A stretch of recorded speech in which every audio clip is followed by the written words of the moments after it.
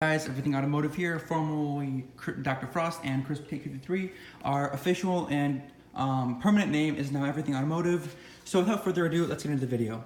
So I thought, well, what did I promise a while back? Well, I know. How about Traxxas Xo1 review? So here we go, guys. Let's just get right out. This is a little tricky with one hand, but you know, here we go. We got some nice, it's a really nice box actually, really nice packaging. Anyways, sorry about that. So we've got a little goodie bag that it comes with. So let's put that off to the side for later review. So let's start with the body, right? Okay, so first of all, it looks astounding. This is, let me think, about 8 months old. Obviously it's, I live in Chicago, so I can't drive it half the year because of the cold, the weather, but it does.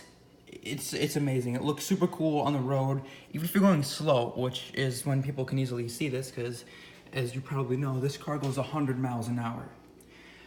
So again, I want to say right off the bat, I apologize for the length of the phase-on video. That was way too long, so this is going to be a lot shorter, hopefully down to 10 minutes.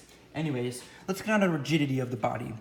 At high speeds, these Lexan bodies need to flex, or they do flex. It's not good though for aerodynamic properties. So Traxxas has thought of this, and as you can see, I'm wiggling the car. The body's staying very much in place. This front diffuser locks the body in the corner. The whole side, there's a whole rail where the body actually fits in place. And if you notice, this is a little side note, the body actually goes underneath the wheels. So that means that when you put it in, the body actually rubs up against the wheels, which is not that cool, but it looks really sharp in a really clean design. Just a little bit of this excess, which is, that's totally normal, totally fine. Excuse me. Wow, I'm so sorry. As I was saying though, it's totally acceptable. Oh my goodness, I'm so sorry. Totally normal. When in comparison to the way the entire car looks as a whole. Sorry about the amazing background, but don't worry, I'm building a new set. It's a lot better than this barn. It's the echo chamber in here. Wow, I am so sorry about that. You can see back here a fake V10 motor, just, you know, nice, cool design stuff. So let's talk about cleaning for a second. Every time I use this, I go through here, I just take a paper towel and I wipe down the areas without stickers, for obvious reasons. I don't use the water on the stickers. And then I take off the body. I airbrush out the inside, which you can see I haven't done. I wanted to show you how dirty it can actually get. So let's put this to the side. Anyways, so this car though, you just airbrush it out after you're done using it. It's really great. Ignore these. I'm gonna do a separate video on these. These are custom 3D printed mud flaps I made. I'll explain why in the future. Let's move on to the wheels, shall we? So these are belted wheels, which means they're not gonna balloon, or at least they're made not to, because they're glued all the way into the center with special, and they're reinforced with special bands going through them. It gives a really good ride quality and really good acceleration, especially when it only has a small amount of travel. You really want to eliminate ballooning as much as possible. Speaking on the topic of wheels, let's talk about the drive. For starters, this is a supercar and it's 4-wheel drive, or half of all-wheel drive kind of, because this thing has no center differential, which is totally normal and totally fine. I mean, more weight to the car, which is something you want to eliminate. So with that out of the way, let's talk about how the power gets transmitted to the entire car. So there's this thing called the Cush drive system, and I'm sure you're already familiar with the slipper clutch system, so I won't bore you with the details of that. But instead of a clutch system, there's actually a rubber disc in here that when the spring compresses enough, it actually forces the car to keep on moving. So even if you have something here, it will not just stop and just have the clutch spinning. The car will move until either the weakest part breaks, depending on how much resistance the car is handling, or your wheels just do a cool burnout, which you can actually do on white concrete. It looks so awesome, having a four-wheel drive RC car do a burnout.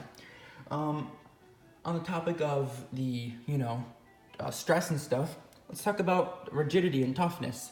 This car is a beast. I haven't used this for top speed runs at all, which everyone else says this is made for. I do pretty intense drifting with this car, not circuit or course, but I go on a nice large blacktop plane and let this thing rip at full speed, which I'll get to later why it's not technically full speed, but it is. Anyways, it's really strong, really tough, and extremely durable. I mean, it's got a metal chassis after all, and a whole reinforcement, which we'll also get to later. Let's talk about the gearing, though. I said we'll mention that later about the power. So you can see right here, actually, there's a gear that the car comes with, and you're probably wondering, okay, sure, maybe in case this plastic one breaks. Actually, it's not. See, as this car is advertised for 100 miles an hour, actually out of the box goes 50. That's so you can learn how it handles and learn how to control it, because you can see from this giant air intake, the motor probably needs a large amount of cooling. So, that's adequate for the stock gear, which limits you to 50 miles an hour. And then, once you put in the 100 mile an hour gear, which is the steel one that, again, it comes with, and obviously, if you want to go crazy, you can get the Traxxas Link app and then unlock the full potential of this car. But the issue with that is, if you go under 50 miles an hour, your motor will burn up with that 100 mile an hour gear installed. Which means, bad day for you, there's a $300 motor and ESC you gotta fix. Or if you're lucky, maybe just your motor. But probably not gonna happen. So, there's that thing. So basically, how to keep it cool. Ironically, you have to drive over 50 miles an hour to get enough air to the motor through this Traxxas airport, or air intake, or whatever you would like to call it. So it's kind of strange and funny that you need to drive faster to be more effective to help the motor stay running at its best power, which is quite interesting and a unique feature of this car. So let's talk about the startup. Now, the batteries actually have these really cool mounts. So let's just, well actually, sorry, that's the wrong way to do it. So let's just put the battery 1 in here and battery 2. We'll turn on the remote, obviously, as you always should, and then plug in the batteries. I apologize, but I'm gonna have to put the camera down because I don't have a tripod because someone took mine, and you know that's always great. Great. Probably heard that clicking sound. It's perfectly normal, just the sparks because it's 2 batteries. So I'm gonna turn off the background music just for a short period of time. Listen to the startup. The fan sounds weak. Just keep listening. The fans are gonna sound like it's about to die in any second now. 3, 2, 1. And there you have it, folks. Now it sounds like it's running perfectly. Now, you may think, oh, well, what's that? That does not sound good. Actually, it does that audible fan noise to let you know when it's done doing all of its system checks. So it checks the motor because it has TQI. I guess maybe it does telemetry to itself, like it is the motor. Okay, can I send power to it? Can I receive power from it, or like not power but data, like you know, from the heat sensor, which we'll get to later. Let's turn this off to conserve battery and unplug these, as you always should whenever you turn any RC car off.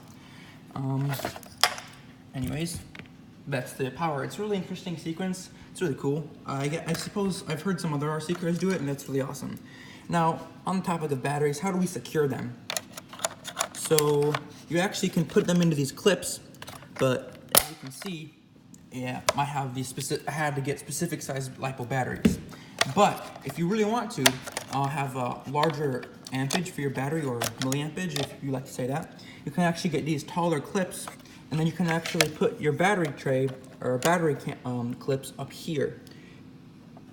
It's a really cool feature and a really cool adjustability idea. So, anyways, heat. Oh, sorry, I'm trying to go with my mental list. So let's go now to the motor, because we're kind of pushing towards there. So the motor itself, this is a Castle motor. Unfortunately, I don't know the exact motor, but I can tell you right now, it is extremely sensible to heat, because this isn't a Traxxas motor. And I'm not saying Castle doesn't do this and they're bad quality for it, but because this isn't like a Traxxas motor, they can't have all their specified everything that they want on it. So they had to kind of give and take a little. This motor specifically for giving and taking, you can see right here, it is not, unfortunately, waterproof, as you can see by the hole. So that means if you run over any minute puddle or there's a lot of mist in the air, and it gets sucked up through this vent and it blasts your motor. Any aerodynamic law states that when the air hits here, it's going to try to travel around it, which means it'll get into the ESC, which has open solder joints, and it will destroy your ESC and it will destroy your motor. So they're very susceptible to any moisture or dirt or rocks, or just be careful, especially considering your gears are uncovered and out in the open. This is seriously a pavement car, and not even like, I even stress out sometimes about driving it over gravel. I mean, as any car would when you're like literally a centimeter off the ground, but still, it's a bad idea to avoid just gravel. Just try to avoid it when you can. If it's inevitable, try to find a different spot instead. Let's talk about the suspensions on the topic of height in driving. Now, a lot of people on the online forums, sorry about that, say this thing is like a Ferrari with the suspension and handling of a Fiat. No, look, this is not a heavy car. Maybe for its size, it can be heavy, but when you compare it to a Ferrari that's at least like 3,000 pounds, a street Ferrari, not a race one, obviously, it's got weight to it, and it's got wide tires in the rear, this big, maybe 385s on it, which is absurd. Probably 285s actually.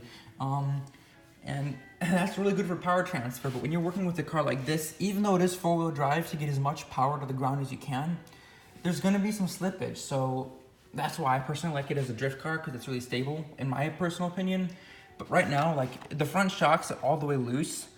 They're like this, so if you hit a little pebble, it's not gonna slingshot the car up into the air. It's gonna keep the car, maybe jostle it around a little bit, but it's not gonna, it just reduces your chances of destroying the car. The rear is obviously, because when a car goes, when it accelerates, it's gonna do that. That's just, to keep it stiff. So yeah, that's the main reason for the suspension, at least my personal, opinion. So let's go. This is my favorite part of the car. Maybe not my favorite, but this is one of the coolest. Let's take a look at the box just once more. So on the box, you can see it's really cool. But wait, what's that? A random yellow blurb? See warning and end panel. This thing is actually a level 10 RC car on Traxxas skill rating, which means you should probably have a license to drive it, or if you don't, have an adult with you at all times. Thankfully, I have been with RC cars for over 10 years, and I mean, it's not illegal to drive it without a license or without, said permission, to my knowledge. So it's fine that I'm driving it. Plus, I have my license at this time. Anyway, sorry, little tangent there. Speaking of safety, let's talk about the chassis, how it keeps everything inside of it safe in the case of a rollover. And I know, guys, I said 10-minute video. I'm doing my best to keep this rolling. We're almost done. This will be surprising if we get over 15 minutes. So anyways, the chassis, like I said earlier, it's got a full aluminum chassis, aluminum bracing, aluminum shock towers. Surprisingly, it doesn't have aluminum, I can't think of what they're called, shock caps. I'm sorry.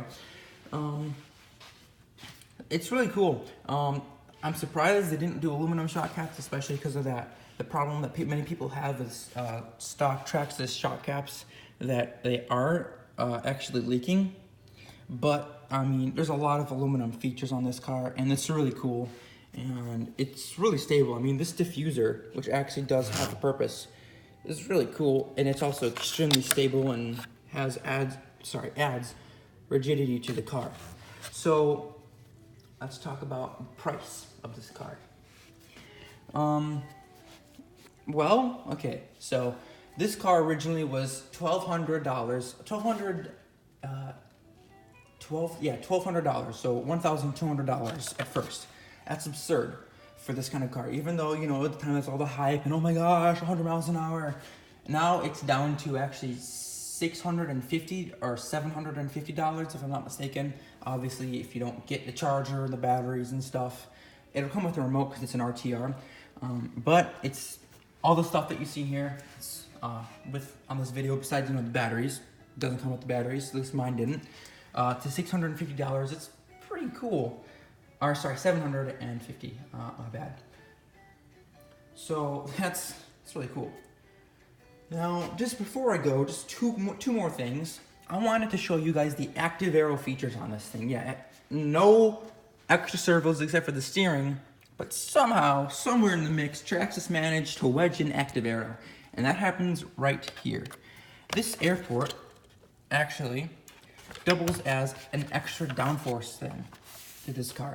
So I've conveniently stowed away an air compressor line in the set, and if I actually compress this, well, I should probably take the car off of the you know, semi-flimsy TLR, I don't even know what you call it, to be honest, the work mat. But as I do so, you'll begin to see exactly what I mean. So let's just take the car out. Sorry, I really should have tested this beforehand. It's not professional whatsoever. Anyways, again, my apologies for this. And I know I said no, not a 15-minute video. Now it's 16 minutes. This is the last thing, guys, don't worry.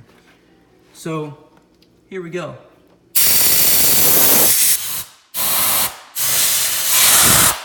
I'm sorry, it's not working right. Sometimes it's not a perfect system, but there we go.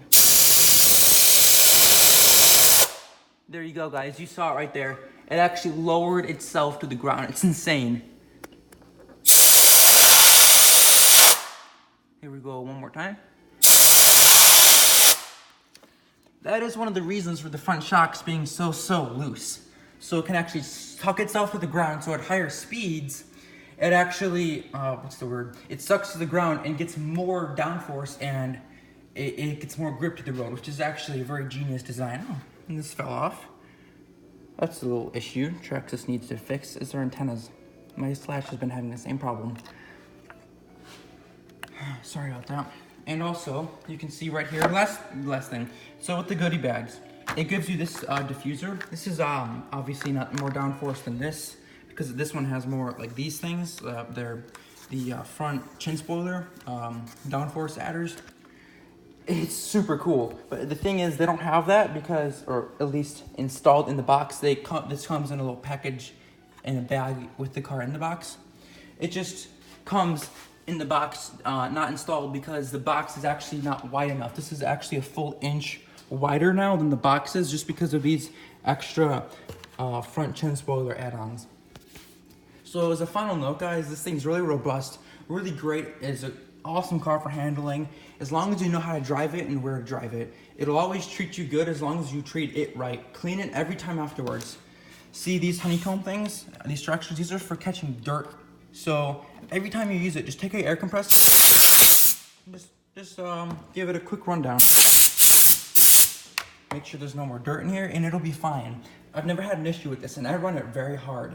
I've had it for now 8 months. In this summer, I was running it. I even went through some pebbles. These things saved my life. One of the reasons I built these mud carts, which I'll get to later. Anyways, guys, thank you for watching. I hope you have a great day, and I will see you all later.